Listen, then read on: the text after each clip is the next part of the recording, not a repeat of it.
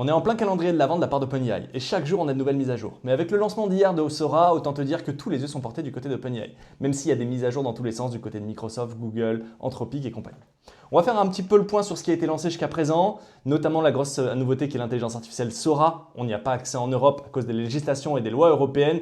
Ça, on en parlera à la fin de la vidéo. Et on va faire le point sur toutes les rumeurs parce qu'il reste encore plusieurs jours avec pas mal de nouveautés qui nous attendent. Du côté de Sora, c'est une intelligence artificielle qui permet de créer des vidéos. On la connaît depuis maintenant 1 an, mais elle est sortie sur sa version turbo, une version un petit peu améliorée. D'ailleurs, tout le monde s'attend que Sora 2 soit annoncé d'ici le premier trimestre 2025, mais ça reste encore des rumeurs.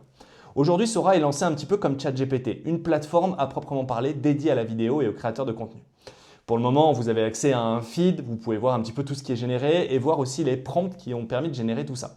Mais le plus intéressant, c'est les outils qui vont être disponibles sur cette plateforme. Alors bien entendu, c'est basique, mais vous pouvez générer des vidéos directement via un prompt. Ça, on ne le présente pas. La petite nouveauté, c'est que vous pouvez générer une vidéo à partir d'une image. Par exemple, ça a été présenté, vous prenez une photo d'un phare et vous voulez avoir une vue qui va traverser le phare ou avoir une animation ou une mise en mouvement. Donc vous pouvez travailler à partir d'une image. Mais ce n'est pas le plus dingue. Le plus dingue, c'est les outils, un petit peu comme un logiciel de montage ou de création vidéo qui sont disponibles. Et l'outil le plus dingue, autant vous dire que c'est l'outil Storyboard, qui va vous permettre de poser plusieurs prompts, de partir par exemple d'un pélican et qu'à partir de 3 secondes, on veut que le pélican pêche un poisson. Ça va vous permettre de créer une petite histoire, encore une fois, entre 0 et 20 secondes. Et ça, cet outil Storyboard est juste dingue. Après, bien entendu, vous allez avoir différents outils qui vont vous permettre de gérer la qualité 420p, 720p, de vouloir une vidéo horizontale ou une verticale et pas mal d'outils qui vont permettre de laisser libre cours ou non à l'intelligence artificielle. Mais je vous laisse utiliser la plateforme, bien entendu, sauf si vous êtes en Europe, parce que la loi européenne va nous empêcher d'utiliser l'IA pendant un petit moment. Le deuxième point à savoir qui est très important, c'est la notion de crédit. Alors, ça a été inauguré en tout début du calendrier de l'Avent, mais maintenant, il existe un pro plan qui est à 200 balles par mois si vous avez besoin d'une utilisation quasiment illimitée de ChatGPT et l'accès à un nouveau modèle qui s'appelle O1 Pro, c'est une bonne idée de l'acheter, mais ça correspond quasiment à 1 ou 2% des utilisateurs où on parle là, bien entendu, d'entreprise. Mais par contre, il y a une notion de crédit sur ChatGPT. Ce n'est pas un nombre de prompts que vous pouvez faire, mais vous allez avoir accès avec le plan basique à 20 balles, 1000 crédits qui va vous permettre de générer en 420p une dizaine de vidéos environ. Je vous laisse regarder un petit peu les schémas que je vous ai montrés.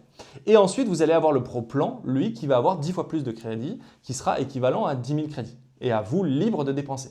Les crédits se renouvellent au début de chaque mois et ne sont pas conservés d'un mois à l'autre, donc n'hésitez pas et n'oubliez pas de le dépenser, même si je le rappelle que si vous êtes en Europe, ça va être très compliqué. Et on termine cette vidéo avec les rumeurs, avec ce qui devrait arriver dans le reste du calendrier de l'Avent. Alors bien entendu, il y a la capacité de voir de ChatGPT qui devrait arriver notamment dans les prochains jours. Mais ce qui fait le plus parler, c'est l'Advanced Voice Mode avec Vision qui pourrait permettre d'avoir littéralement un assistant personnalité qui est capable de voir tout ce qu'on peut. Il y a aussi des rumeurs avec pas mal de nouveautés du côté de ChatGPT, notamment l'outil Canva qui va permettre de générer du code et qui va pouvoir permettre de l'exécuter un petit peu comme ce qu'on a du côté d'Artifact et d'Anthropic. On va aussi avoir pas mal d'évolutions au niveau de Canva, on va peut-être avoir un ChatGPT 4.5, beaucoup de mises à jour UI et UX et la feature qui me hype le plus, c'est le mode projet sur ChatGPT qui va te permettre de regrouper plusieurs prompts et de grouper par exemple des dossiers, des images, des photos pour travailler littéralement et simplement en mode projet, ce qui devrait complètement changer la donne. Je pense que j'ai fait le tour, alors n'oublie pas de t'abonner et de me dire ce que tu veux en commentaire. À bientôt!